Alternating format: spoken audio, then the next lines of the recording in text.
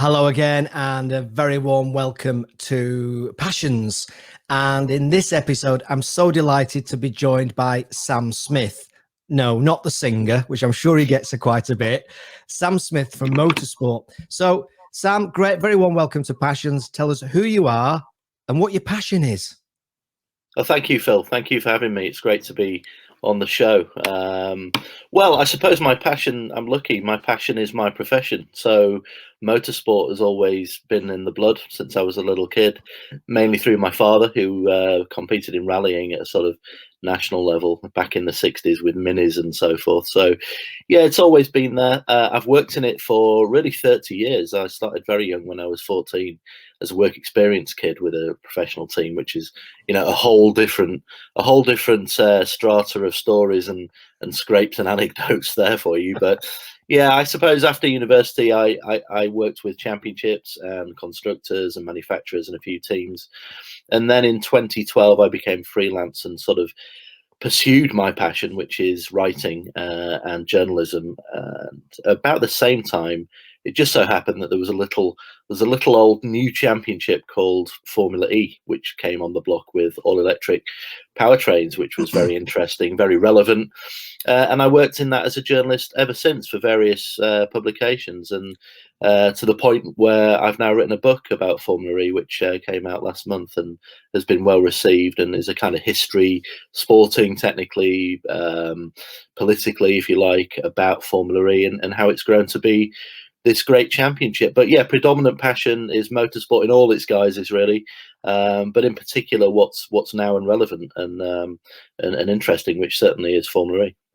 Yeah, it's absolutely fascinating. I'm quite new to Formula E, as I was saying before we came on air. Formula One is something I've followed for a few years now and kind of really enjoyed. And then as a result of talking to our mutual friend and my co-founder of Passion, Spencer Phillips, I suddenly found myself getting sucked in and interested in the Formula E agenda and everything around it. So, gosh, where to start?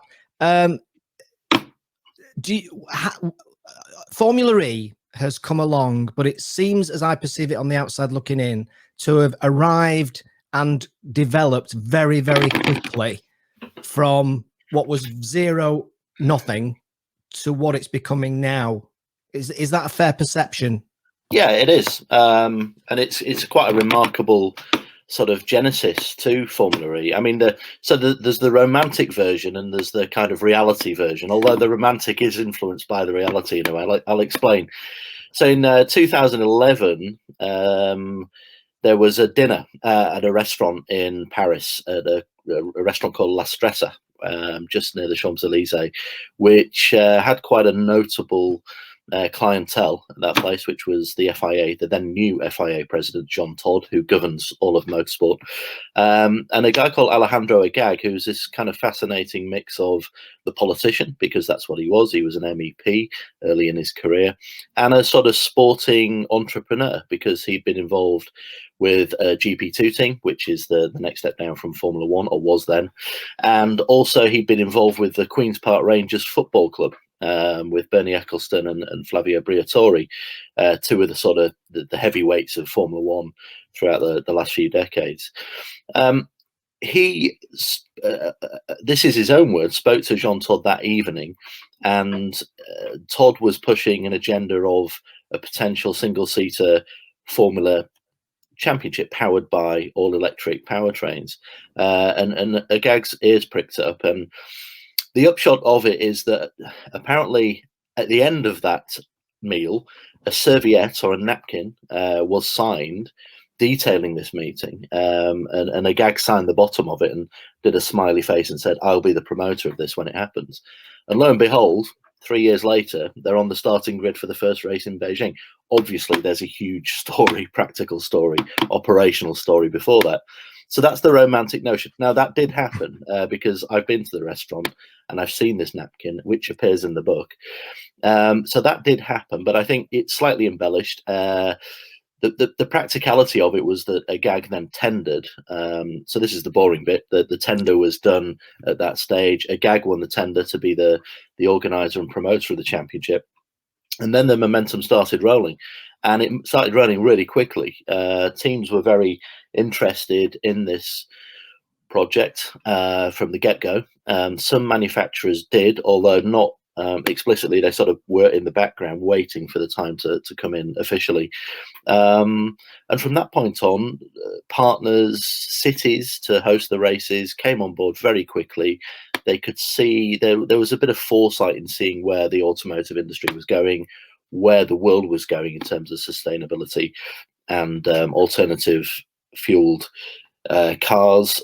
So it all fitted in. It was a real sort of, I suppose, zeitgeisty thing at the time, and it has become bigger and bigger as the realization has sunk in from a global perspective how much trouble we are in as a species for the next 50 to 100 years. So it has to happen. Things have to change, and I think not evidencing that, but what's the word? Purporting that through and helping people make little changes in their life, such as going to an all electric or even hybrid. I drive a hybrid at the minute. I don't drive a all electric yet, but I'm working on Mrs. Smith on that one as we speak. But hopefully more and more people will drive electric vehicles in the future. And I think from Formula E's point of view, what it's really done is it's bettered the image of the all-electric vehicle. It's shown that it can be quick, it can be interesting. It's the competitive element, the technical, I suppose, the parameters of the technical within it, the inverters, the motors, how the gearbox works in those cars. If you're a tech head, is quite interesting. And actually, the driving style, being efficient with your driving. I think we've all got an inner sort of teenage rebellious rev your engine at the traffic lights thing. I don't think that ever goes away, does it? No. But I tell you what, having driven electric cars, Mm. the seamless acceleration of those cars to me is just as appealing as your ICE engine cars as well. So I think there's a lot of misnomers. There was a lot of sort of wrong opinions and wrong, I would guess, just perceptions in and around all electric vehicles that actually something like Formula E can help diminish, and I think they have done so. The noise thing is a classic, right? So it can't be motor racing because it's not noisy. Well, that is. I mean, honestly, I can only speak for myself. I love Porsche 917s. I love Formula One. The sort of 70s and 80s, the history of sport, just as much as the next person. But it really doesn't make a whole lot of difference when you're at the track. In fact, having been to 17 Le Mans, Phil, I can tell you that the lack of noise is a respite that my ears need as much as anyone. So it's always fascinated me, actually, how short-sighted a lot of people in motorsport can be when racing is all about tomorrow. It's all about the future. So if you can't embrace what I would call peripheral things such as noise and so forth, then I don't really get that, because people forget that in the 80s, when the great turbo era of your Sennas, your Mansells, your Piquets, and your Keke Rosbergs was the full fat Formula One of the 80s, the turbos didn't make a noise. They made a sort of whizzing and popping noise, and that was it, and actually sounded pretty pathetic compared to an atmospheric car. So that doesn't hold much water, that argument about the noise, in my opinion. Yeah, it's very interesting. But I remember when they changed the rules on Formula One, it went from the screeching, noisy cars that were part of the experience, and there was all sorts of big comments about, oh, they don't sound the same. Da, da, da, da. Do you think there's a part of it is that dare I say it, that the people, I suppose, in charge of motorsport at the higher end are going to be generally, I guess, older, perhaps still stuck a little bit in their ways, because we see it a lot, don't we, in many different areas, that older people, it's like, oh, it wasn't like that in my day. If I say it myself now, it's a bit scary. Do you think there's a lot of that is just that and maybe they don't even really understand it in the same way? Yeah, it's a good point. I mean, if you do look at who has governed and influenced Formula One over the last 40 years, you've got Bernie Ecclestone, who, in the 80s was I think almost, in his 60s. So, and then you had this triumvirate of corporates running it. Well, Ross Brawn you wouldn't call a corporate, because Ross Brawn is a pure racer who's come up through the ranks through Williams, Arrows, Benetton, and Ferrari. But the two Liberty guys who came in the last sort of decade, again, they're in their 60s. So, but I think what they did, which was clever, was that they surrounded themselves by a lot of younger people, and I think that has borne out through things like the Netflix Drive to Survive project, which has been extremely popular and has brought on new fans. So yeah, brilliant. I thought that was absolutely brilliant, because in fact what it brought home to me is just how sterilized the Formula One experience had become. And the minute you go behind the scenes and, there's real world, it's swearing, and there's some cracking characters, isn't there? The Haas team manager and people like that, Steiner. I mean, they're just so entertaining. And to hear the kickoffs and all that kind of thing behind the scenes, I think an authenticity is where it's at. And I think Formula E will need to be thinking in the same way, I think.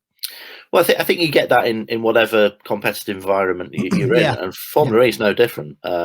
It's just making sure people see it and pitching it right. So I think from Formula One's point of view, that it's been a great move to try and bring the characters and some of the the real people in the championship. Because if you go ultra corporate, you lose that. Everyone becomes a robot. Everybody comes the same. They got the same opinions. The press conferences are quite staid.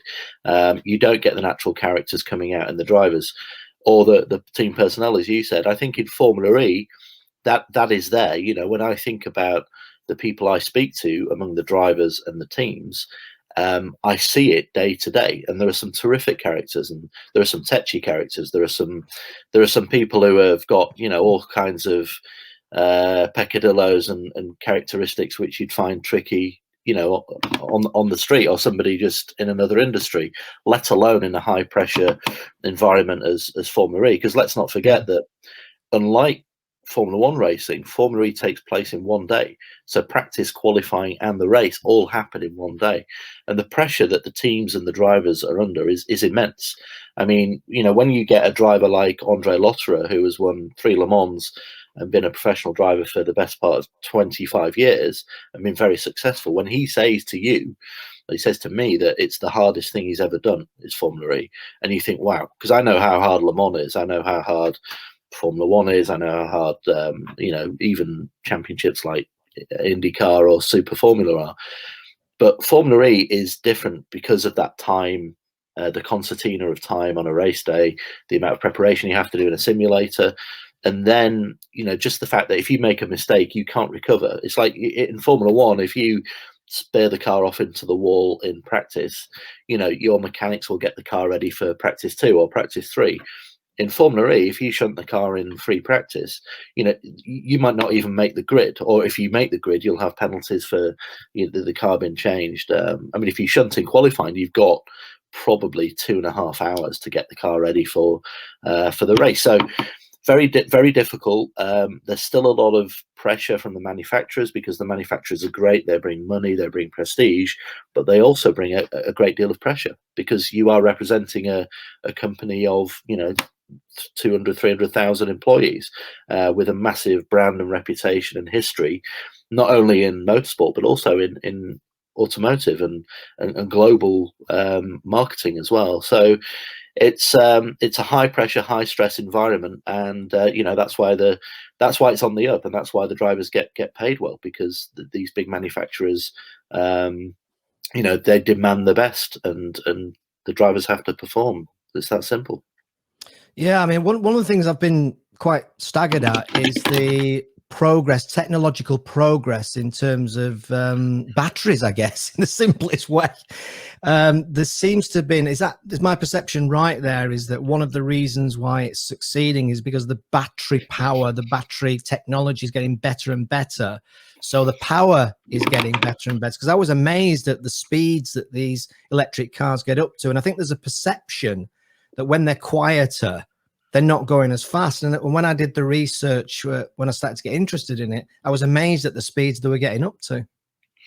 Yeah, they're quick. I mean, let's be frank, they're not as quick as Formula One, and they won't be for a very long time. I mean, they're quite a bit slower than Formula One, but they're quick enough. You know, I would say they're in and around the pace of a Formula 3 car, but that's not the issue. You know, you've got to put the speed into the environment. So I would say 90% of Formula E tracks are street circuits. And Yeah. if you've ever been to a street circuit, you know, there isn't the gravel traps, there's not the tarmac runoff, there's not the soft barriers. You know, if you go off, you're hitting a wall and you're hitting it hard. So and the other thing that street circuits do is it gives the perception of, it enhances the perception of speed because everything's so close, and that, you know, you've got minimal amount of work to actually of room to actually work with. In terms of the technology, the interesting thing for me is the batteries, as you say. You know, the powertrain clusters they have are essentially a motor. They're now limited to a single motor. Twin motors were used in the first couple of seasons, or the second, third, fourth, and fifth season of Formula E. Now it's just a single motor. Then you've got your inverter package and a gearbox, and that bolts onto the battery essentially. Now the Formula E is quite heavy, so the performance of Formula E cars is dictated ultimately by how heavy the car is, and these are heavy cars. You know, they're significantly heavy. I'm just trying to think of the numbers. They're probably around 250 to 300 kilograms heavier than a Formula One car, and obviously there is very little aerodynamics on the car. That's not important. Yes, it has to be efficient, but you know, the downforce element of the engineers trying to find the last pound of downforce just doesn't exist in Formula E, and it's not needed, which again helps the commercial element of the sport and gives it a bit of stability, because they're not spending millions of pounds on wind tunnels and CFD clusters and nodes and all the things that generally people don't care about other than engineers.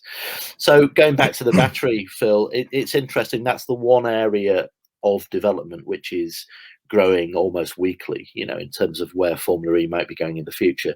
A lot of the manufacturers ultimately, I think, want to develop their own batteries so that they can evidence that to then sell on to their consumers in automotive, of course. However, it's got to be balanced, and even pre-pandemic, it had to be balanced with the long-term health of the championship. And I think actually it's still too early for Formula E to completely open up that battery side of things for Formula E. I don't think it's ready for that. Potentially in the fourth or fifth generation, it could be, but again, it still needs to be policed and balanced correctly, because otherwise you will end up with something like we've seen in Formula One in recent years and maybe the last decade, where you get one dominant entity, and that has been up until this year really Mercedes. So I don't think anyone wants that, because the beauty of Formula E is some elements of the equipment are the same. The car is the same. The battery spec is the same, and the powertrain is open. So the manufacturers do have at least that area to test their engineers and to learn more about all electric racing through the powertrain cluster. Yeah, and I guess there must be a massive driver, and a part of the reason why the big manufacturers are so involved is there must be a massive driver to improve this battery technology, as you intimated there, for the consumer market. Because I know certainly as an individual, it's that paranoia with an electric car, that paranoia that you'll run out of juice halfway up the M1 at the wrong time. And I guess the longer that they will last, the less nervousness there is, shall we say, around buying the electric car. Yeah, that's true. That's very true, and you can understand that. I think whenever there's something new, whenever there's a big innovation or a shift in technology, people do have natural apprehensions, and this is the obvious one. They call it range anxiety, don't they? I think it's going to be getting better. The infrastructure is improving all the time. I think, you know, if you drive up and down the country, you will see more and more charging points. I think personally, I think the key to it is to try and help as many people as possible to have home charging. I mean, I've got a couple of friends who use home charging, and I think if, you know, it's not a question of if, it's when we as a family get an electric car, which isn't far away, that we would have a home charging capability. I think yeah, I think people are a little bit apprehensive about that, but it's also just the shock of the new. I think it's nothing more than that. I think, you know, it's I remember speaking to my mum, who's not a massive Formula E fan, but always a good gauge for just you Yeah. know, just the basic things. And it's like in the early 80s, you know, when everybody was getting microwaves.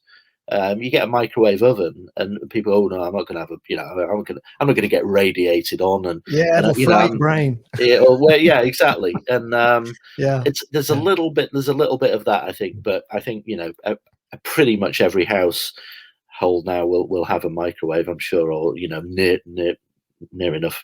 All of people I know have one.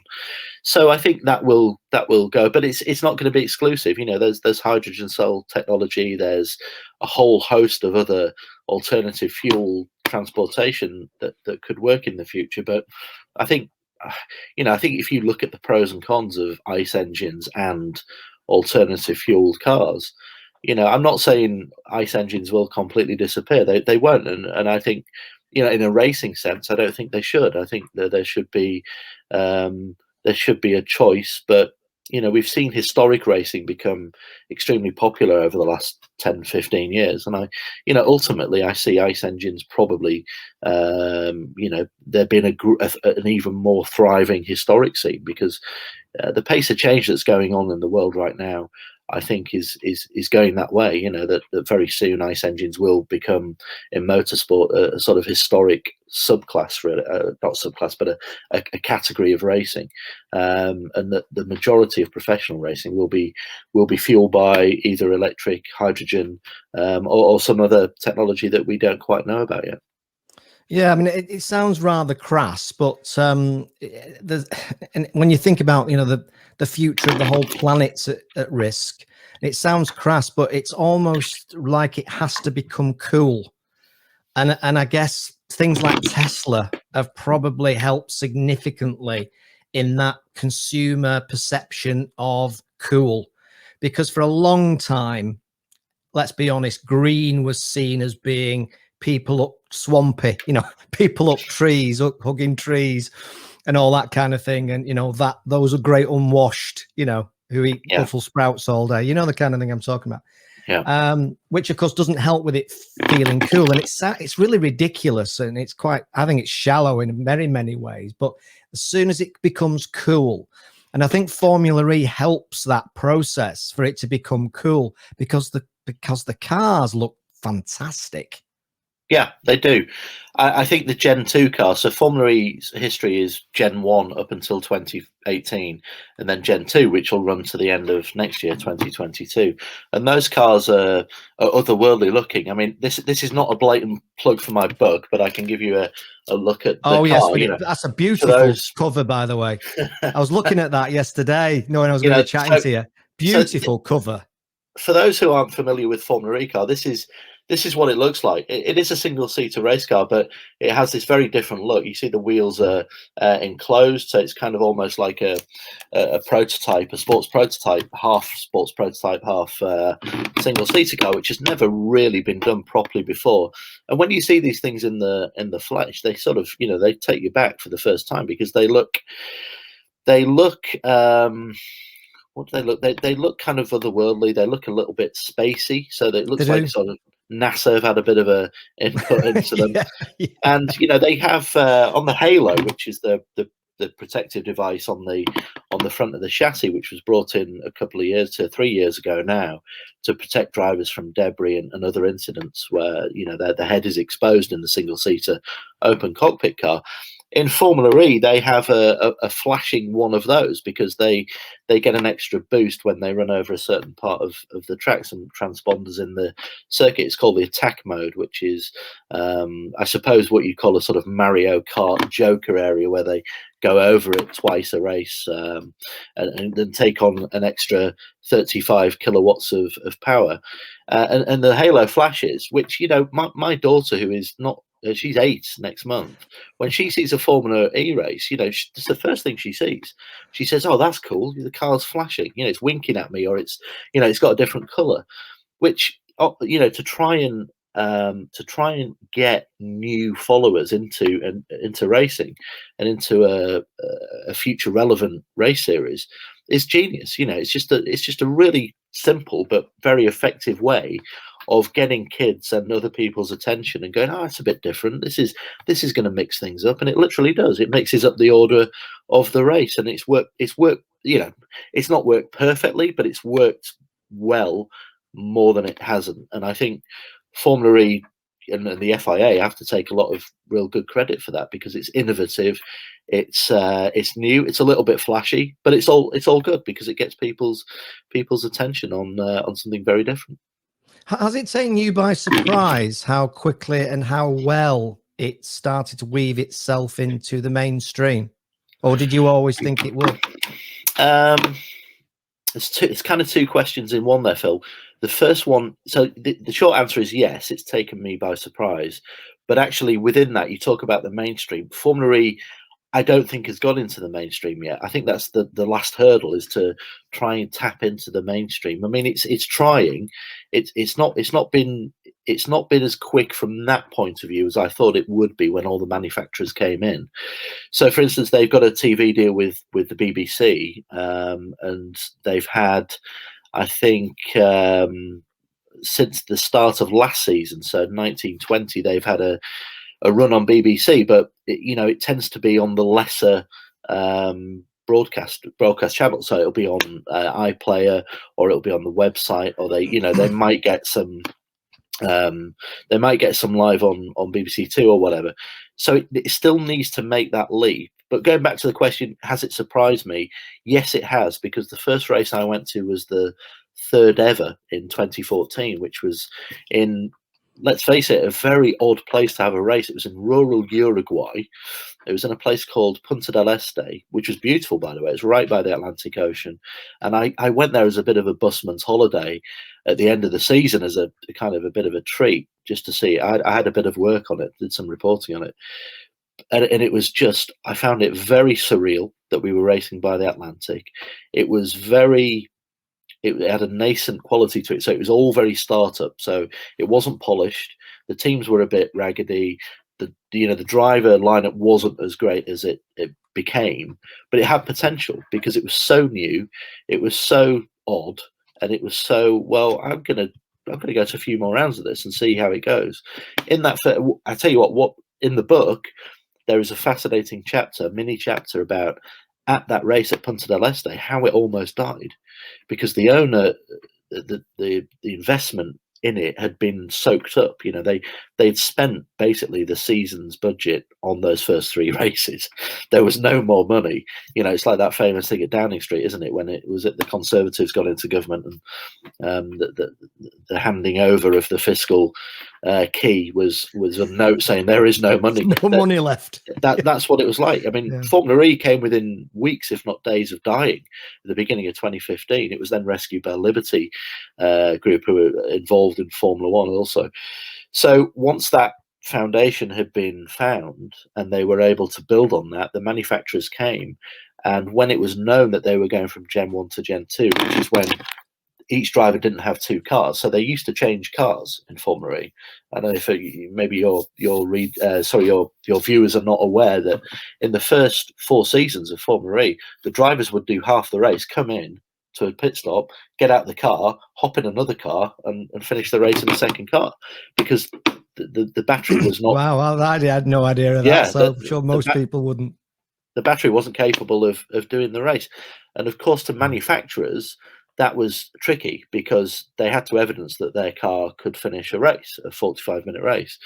And actually, some of them were on record saying that they wouldn't countenance coming into Formula E until that was evidenced. And that's when BMW came in, when Porsche, when Mercedes came in, and then Renault transferred to Nissan. So you had Nissan, builders of the Leaf car as well, came in. So when that happened, which was around 2017, I thought this was going to be, it was going to break through to the mainstream. It would be huge. It would take on F1, if not take over it, not then, but within the decade. But what I think what's happened is that the pandemic certainly didn't help. So it's kind of broken up that momentum to some degree. But I think also when you get a collection of manufacturers beyond 2 or 3 or 4, naturally, if you've got 7 manufacturers, 3 have got to be fighting for the lower position. So you end up with this kind of not a hierarchy, but actually the opposite of a hierarchy with Formula E, because they've got such a wacky sporting structure in qualifying. So generally everybody gets to win a race, so it should thrive. But of course what we know is that manufacturers in the automotive industry are quite volatile, and they pick and choose what they want to do, because ultimately motorsport for them is a marketing exercise. Some have different kind of meanings. So Porsche is a very Uber racing brand, whereas maybe someone like BMW or maybe Nissan is a more sort of what you call a sort of corporate structured corporate kind of outlook on things. So you get a real mix of manufacturers, and I think what Formula E has done to some extent, which has been successful, is keep all those manufacturers relatively happy and keep them in the championship. But of course, what it means is that eventually 1 or 2 will leave, and we've seen that with Audi and BMW, who are leaving the championship at the end of this season. But it's by no means a disaster. I just think that's a very roundabout way of sort of saying Formula E has all the ingredients to break through to the mainstream. But of course, before that, people have to want to take the bigger message seriously, which is, look, this isn't just racing for no reason. This is racing for a bit of a change. It's actually saying to people, look, come to a race in the city centre, but while you're here, learn a little bit about why we're racing and why we're pushing for zero emission racing. And a lot of the companies are, willing to or wanting to become zero emission in the near future.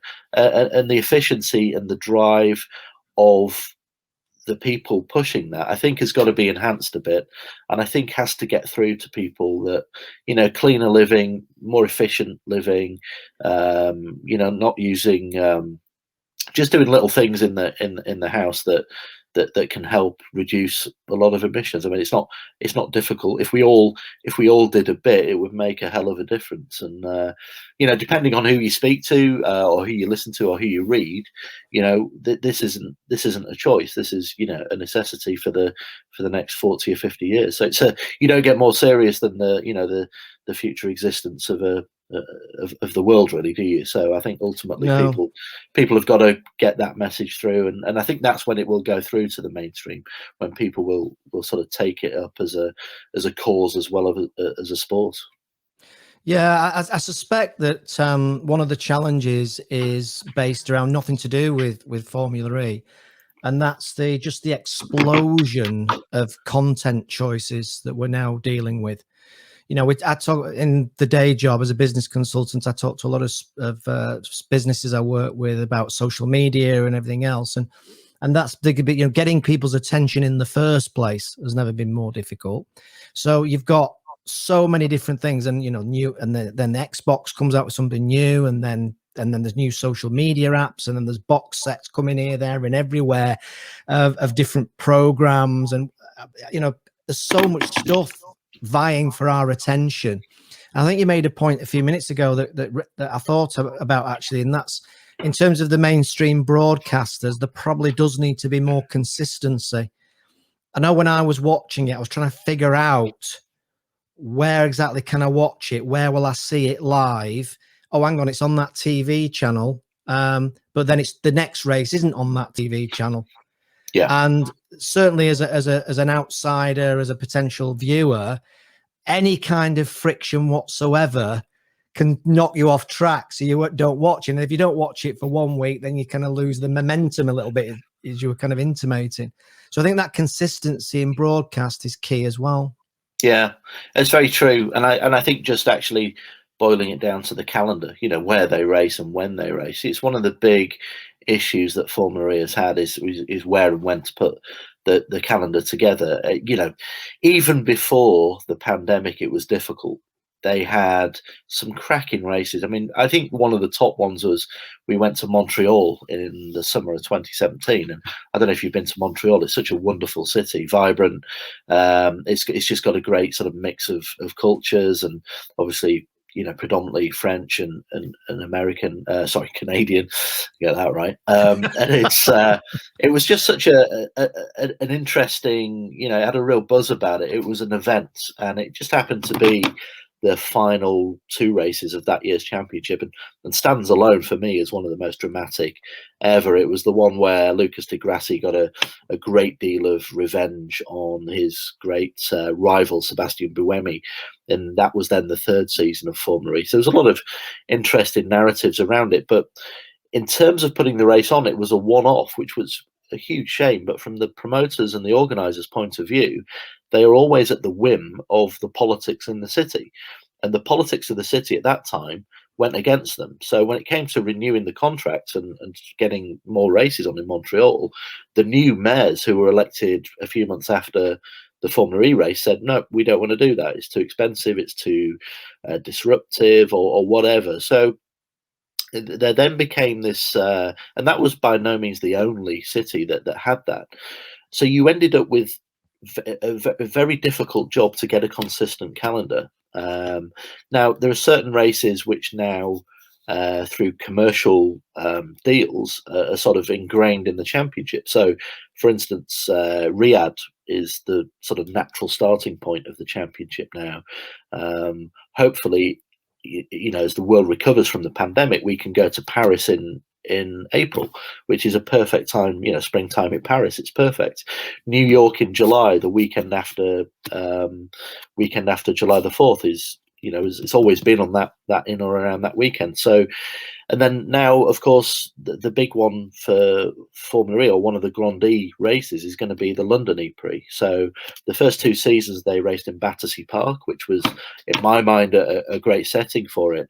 But other people weren't so sure because of the disruption. They have to build these tracks, and often it can take 10 days to 2 weeks to fully build this track. So to try and shut off city centres or places where public use is not easy. And it can work against you, of course. So that's a real delicate one for Formula E to try and get licked. What I see in the future is more races that are going to use either arenas or stadiums. So, for instance, the new London E-Prix, which is going to be at the end of July, is going to use the Excel Arena in Docklands, in and around that. So they're going to race inside and outside, which should be terrific.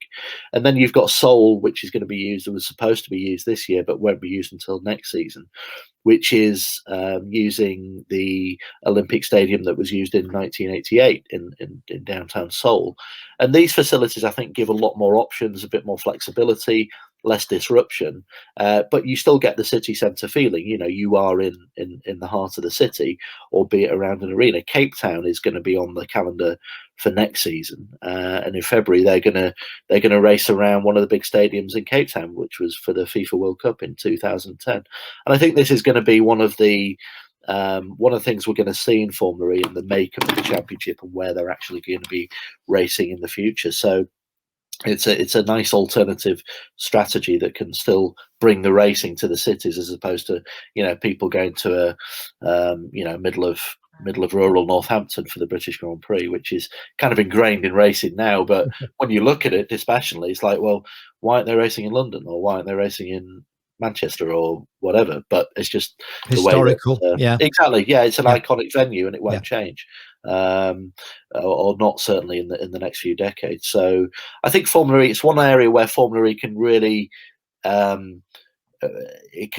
sort of dominate that kind of city centre feeling. And some of the most popular races in Formula One are certainly in the city centres. Melbourne is massively important. Singapore, the night race in Singapore, has been one of the success stories of the last 20 years in Formula One. And definitely. I think Formula E has realised that, and it's such a buzz to have a genuine city race in Formula E. That there are people there who've never been to a race before, because they live 2 blocks away. They come and see what's going on, and you get a lot more families there. You get a lot more yeah, just genuine interest. And Formula E certainly has to have those races in and around city centres. But equally, like I said, it can diversify into these kind of pseudo stadium tracks as well. Your passion for motorsport, and obviously particularly now Formula E, is there for people to see and hear. At what point did you realize that you had the talent and the passion or the interest in writing?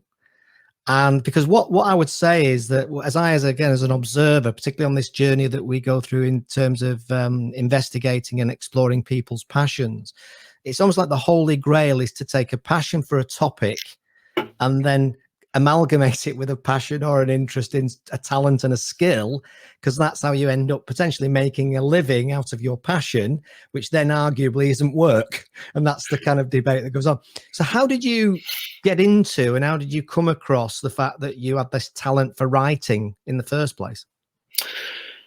Well, I did have an interest in writing from an early age, creative writing at school.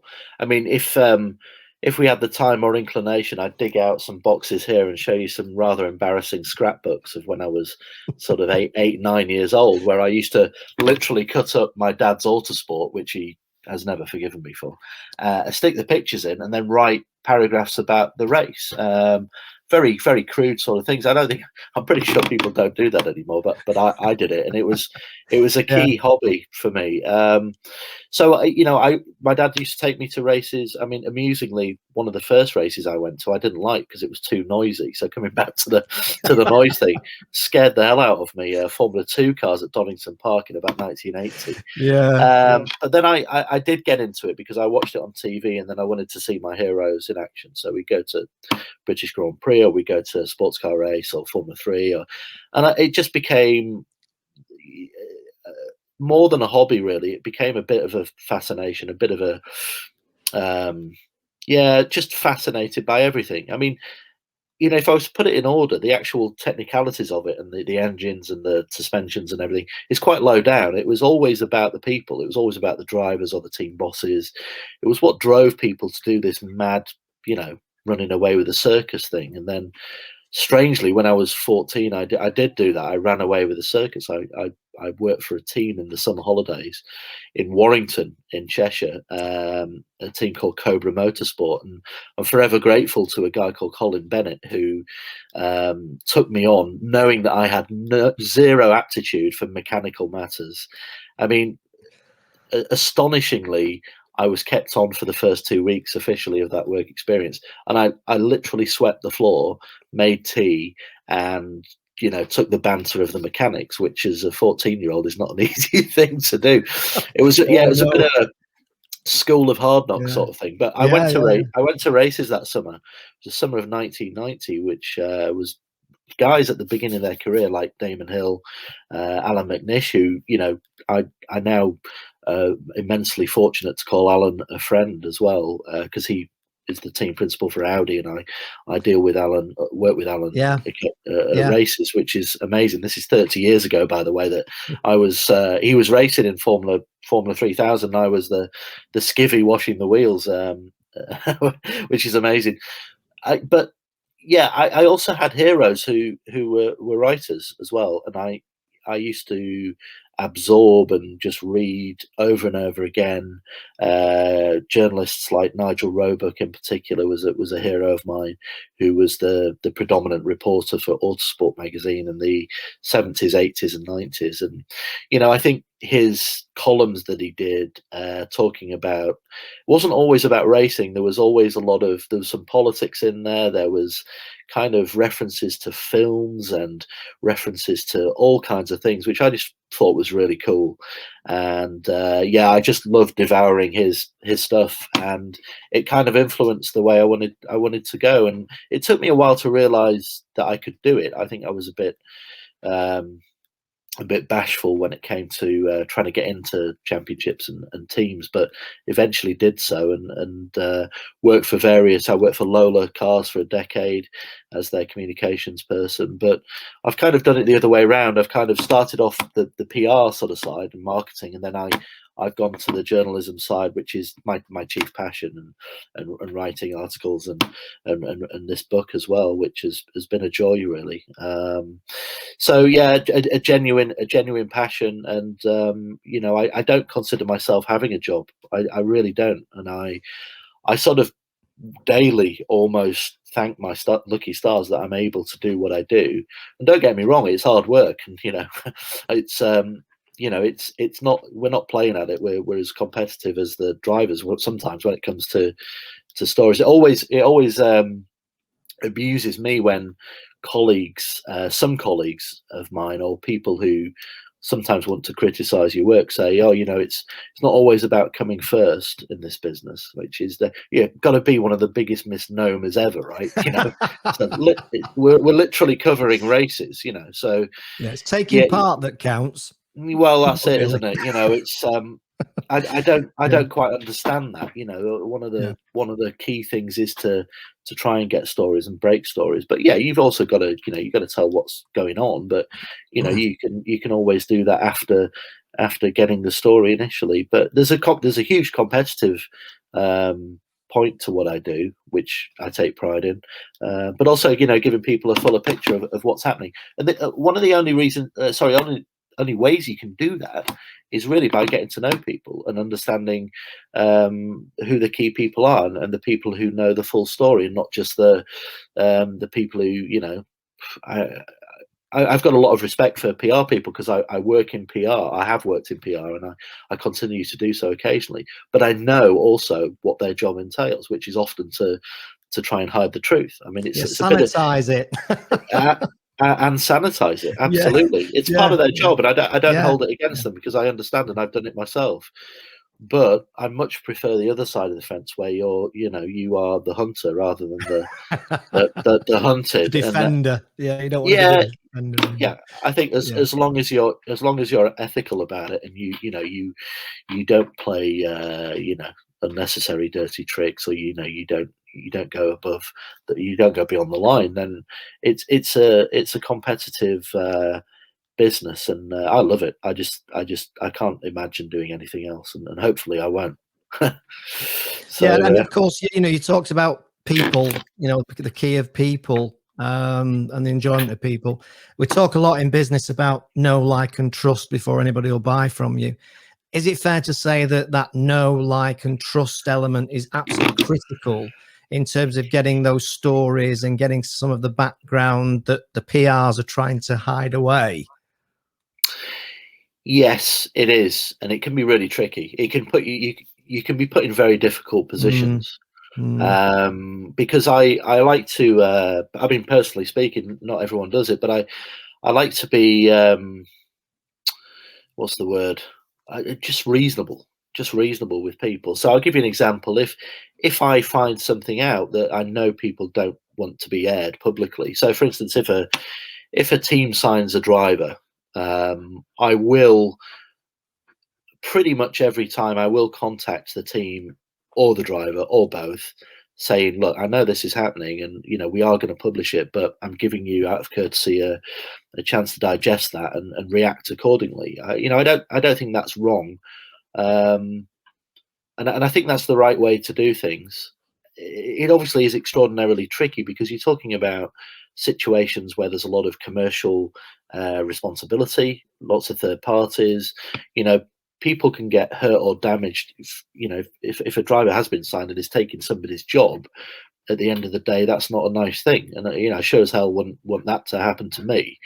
So you've got to put yourself in that position also. But again, at the end of the day, how can I put it? There's a competitive element, so that will usually win. But you've got to try and do it to the most agreeable way possible, without just bang, shunting somebody out the way and go, well, deal with it later, sort of thing.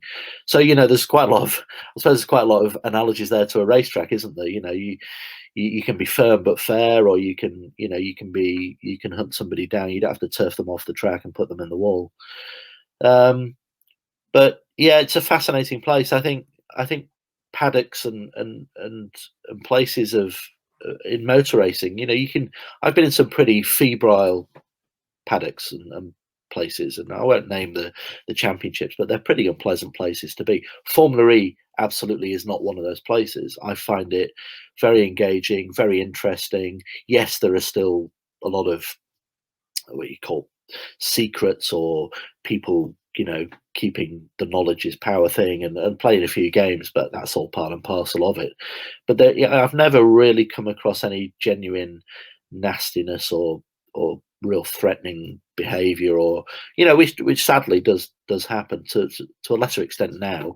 But it's there's a good bunch of people in Formula E, and I think it comes from people who are, they want to be part of something which is relevant to the future, and which they know will not be a flash in the pan and just be around for, I don't see any mercenaries in Formula E. I see people who predominantly love motorsport. Yes, there are a few exceptions, but the real people, the people you want to speak to, the people that you want to engage with and you want to work with, I got a lot of fondness for a lot of the team principals, the drivers, a lot of the key engineering people in Formula E, whether they're experienced or they're quite new. I mean, I'll give you an example. I mean, a relevant example, because of course we both know Spencer and the and his line of work. But Mark Preston from the DS Techeetah team, which is a multiple champion in Formula E, I've known for probably a decade or so, and he's just great to have a chat with, whether it's on the record or whether we're just chatting about this, that, and the other, and it's just a nice relationship to have. And I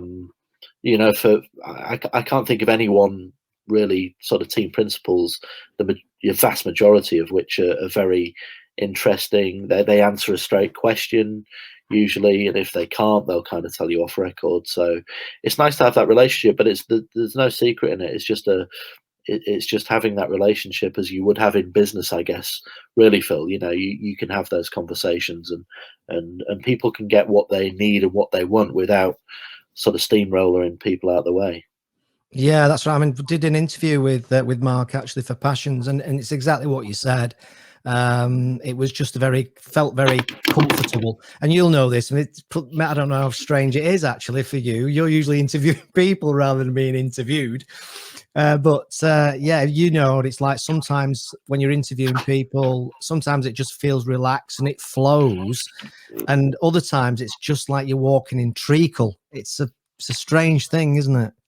Yeah, and it's when that happens, the second of those things happen, it's because either they're not comfortable or they don't want you to know something, and you pick that up very quickly. And I rarely pursue it because it's just a waste of time. Yeah.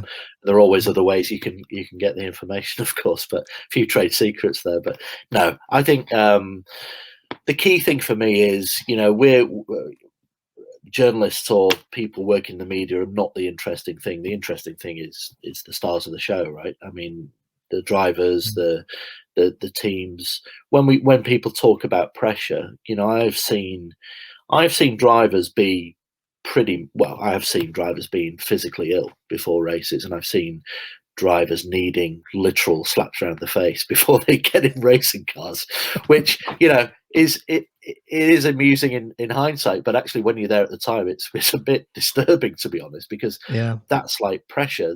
There is a huge amount of pressure. What I do find amazing about these drivers in particular, and even some of the team principals and engineers and mechanics, is that they will always go above and beyond the call of duty. It was a great example in the last race in Puebla a couple of weeks ago. The Envision Virgin crew built up a new chassis after one was damaged in an accident, Nick Cassidy's car, on the Saturday. So he had to race as doubleheader, had to race on the Sunday. They had to build up an entire new chassis. Yes, they had some parts prepared on it, but you are talking about an 8 to 10 hour job, at the very least. That's after a race, when you've been up since 6 o'clock in the morning and you've been on it mentally and physically for best part of 10 hours. They then essentially do an all-night job. They get the car ready. They got back to the hotel at 4 o'clock in the morning, had to be back at the track at 6:30, and then go through until 2 the next morning. That's dedication. That's where that's what a lot of people don't realize about motorsport, is the slightly less glamorous, the hard work. Hard work. Yeah, Yeah, absolutely. and Absolutely. it doesn't always get repaid or Mm, rewarded. mm. I mean, amazingly, it did that occasion, because Nick Cassidy went on to finish second the next day, so it was a great happy ending. But it doesn't always happen like that, and those are the drivers, the stress and the pressure they have, and yeah, I mean, part of my job is to criticize. I mean, one of the things we do at the race, which is the -race.com, which is the website that is my main job, is to do a driver's ratings after each race. Now, it's a kind of rod for your own back, because first thing is, well, I sure as hell couldn't do any better than anyone on that grid. That's for sure. If I had 20 months testing, I wouldn't be able to do it. I mean, I couldn't fit in the bloody thing anyway, for a start. And then the other thing is, somebody, only one person can win. But what you have to do as a journalist is you got to analyze and pick apart their performance. And of course, even if you do that and say somebody's finished 12th and 14th, it doesn't always mean they haven't performed well. It just might have been hidden by technical aspects. It could be a variety of things that has hindered them in that particular race, that is out of their control. And ultimately, I think, look, let's not kid ourselves. We are a specialist website, and yes, we've got a lot of following, and I like to think we do a good job. But we're not the Times, we're not we are not L'Equipe, and we're not Gazzetta dello Sport. So what I'm saying is that yes, drivers can be criticised, but it's not personal. We're not saying they're crap and they don't deserve to be a professional racing driver. That would just be ridiculous. Yeah. I think at that level, at Formula E level, and especially Formula E, actually, strength in depth, it is one of actually, in my mind, possibly the most talented and toughest grid in global motorsport. And to say to somebody, to give them a mark out of 10 and give them a 4 or a 5, in any other discipline, that's a 9 or a 10. But it just so happens that they're in the toughest championship. And anyway, I honestly, having spoken to a few drivers, they don't give a damn anyway. They just get on and do their thing. It's not as if like I said, it's not as if it's going to influence massively their career. We are writing for our readers. We're not writing for them. So we've got to be a bit dispassionate about things there. But I mean, in terms of respect, I have the utmost respect for every driver on that grid and what they've achieved and how they've come to Formula E, because they've got to Formula E through a degree of merit, and I think that always needs to be remembered. Absolutely fantastic. Right. Okay. So just to conclude then, put you right on the spot now. We haven't planned this or anything, but I'm going to ask you the question. If you need a few seconds to think about it, that's fine. Or it might come straight to your mind. Have you got any particular chapter of the book that you would say is your favorite, that you wrote that was your favorite? Yes, I have. It's definitely what I mentioned before, which is how Formula E almost died. Which might seem a bit maudlin, I don't know, but it was just fascinating, and of course, it came from the instigator, the brains behind Formula E, Alejandro Agag, who was this visionary sports promoter, stroke politician, stroke many other things. And I met him for breakfast in Santiago, of all places, in Chile, in beginning of 2019. And what I thought would be a sort of 10-15 minute rattle through the milestones and key points actually became quite a detailed deep dive into a lot of the things the book needed, which was how Formula E was born, how it developed, how it became a success, and all these narratives. But he did major on this point at Punta del Este in Uruguay, as I mentioned earlier, in December of 2014, where he was essentially fired by the main investor of the championship. He said, go and clear your desk when you get back to London. You're done. We haven't got any money left. The championship's going to die. Wow.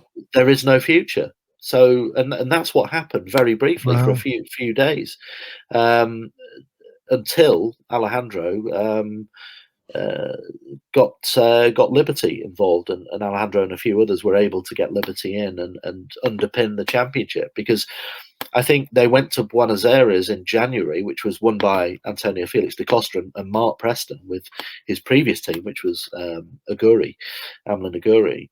And at that point, Formula E couldn't afford the freight to send the freight to Buenos Aires. That was done purely on other means. I don't get to detail exactly how that was paid, but it was done not through the investment of the championship, and that, I think, in people's mind, that was probably the last race, although people didn't know it. So that was really interesting to write, because it was telling a story that really wasn't generally well known, and that comes across in a chapter and a few other things in the book, that this actually occurred and they survived and then went on. So it was a real seesaw point, and it could have gone either way, really, Phil. And to get the inside knowledge and the inside opinion and memory of that time, when the founder of this championship was facing, I mean, let's not beat about the bush, he was facing ruin, business and personal ruin. I mean, they didn't have any money left, and the investor had all his cash spent. So, when we talk about pressure, I can't think of anything more pressured than that. But they came through it. So fair play to everybody, and I hope that comes across in the book. I think, in a way, Sam, I think it's classic. You used the word or the term a few minutes ago about it was a startup. And just whether, yes, it is Formula One, yes, Formula E, and it's massive amounts of money involved, but it's still the same. If you're a startup ice cream shop, you still have that kind of, will it survive, won't it survive? You've not got many people wanting your ice creams, not enough people know about it. And the principles are probably exactly the same, just obviously of significantly more millions of pounds involved. Absolutely. Yeah, massive amount of pressure. You're talking about not just the teams and the bigger perception of it. Don't forget, this was then and still is an FIA sanctioned championship. And yes, series have been built up and they've failed before. A1GP, which was the World Cup of Motorsport in the previous decade, Super League Formula, which kind of mixed racing and football. But these weren't full FIA championships. For an FIA championship to fail is almost unheard of. So there's that pressure. Then you've got big, what were then creditors. You've got DHL, for instance, the logistics company, who would have been owed a horrendous amount of money. You've got people providing the cars. You've got Michelin, the tire people. You've got so many different strands and different entities, corporate entities involved in this. Plus, by proxy, you've got Audi involved through Abt, who were then an entrant. You've got Renault involved. There was so much. If it had gone wrong, there would have been so much fallout, and it would have been hideously messy. I mean, it was almost unthinkable. I got the impression, speaking to a gag, that it was kind of almost unthinkable that this could fail. They got to a point, and I think the faith in Alejandro's faith in the future relevancy of Formula E subconsciously pulled him and his company through the first difficult 6 months of the championship. And I think ultimately that really helped. And then, as they say, the rest is history, which is a neat way to say. They survived and then thrived, and it became what we know today, this multi-headed manufacturer, sporting startup still, because that's what it was. It's not really 10 years old for another 3 years, which is astonishing when you think about it. It won't celebrate its 10th anniversary until 2014 as a racing series, as championship. So it's come a long way. It's by no means perfect. There's still lots of things to do. But when you put into context where it was at that dinner at the restaurant, going back to the start, and then to see where it is now, that there is not a story like it. There is no story like this in racing, and possibly in sport. In the first chapter, I do say this is not just a motorsport story, an incredible motorsport story. It is, the biggest and most successful sporting startup that I know of. I mean, things like the UFC, which I know nothing about and don't really want to, but that that is a phenomenon. But that was 20. That's been going for 20 years or so, I think. And it's got massive amount of it's transferred to a lot of people's consciousness through TV.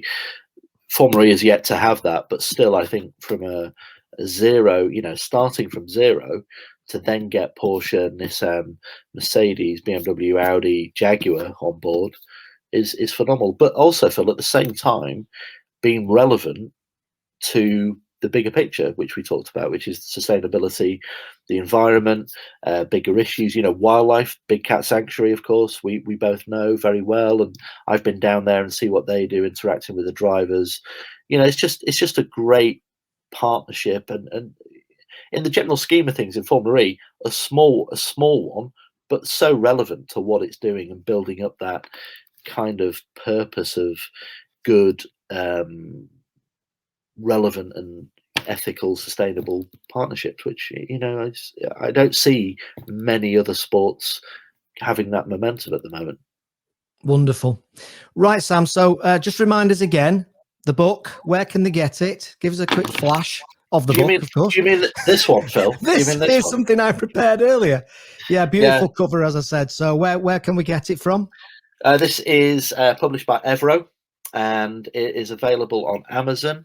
But if you go to my Twitter, which is Sniffer Media, there is a direct link there to Evro where you can order copies. And it's where else is it available? You'll be able to get it on Amazon is one of the places, but all good bookshops, WH Smith's, Waterstones are stocking it, I believe. So, but direct from the publisher or Amazon, and you'll be able to own this, one of a kind. And it's 280 pages, so it's very detailed, and it's got some terrific narratives running through it also. Wonderful. And the website you mentioned, just remind us again what the website is.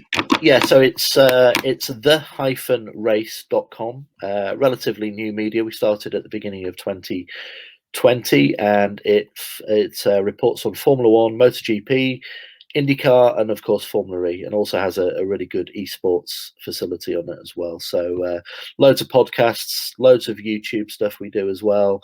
But for all the latest news, then that's where to go. Great. Well, I'll certainly be checking it out. Sam, thanks very much for joining me today. Thoroughly enjoyed it. Some really interesting stuff. Look forward to reading the book as well, and becoming an even bigger Formula E fan, perhaps, for me over the coming weeks and months to come. Thanks very much indeed for your time, mate. Really appreciate it. It's very kind, Phil. Pleasure. Really enjoyed it. Thank you. Great. Thanks, Sam. Cheers, mate. Bye-bye.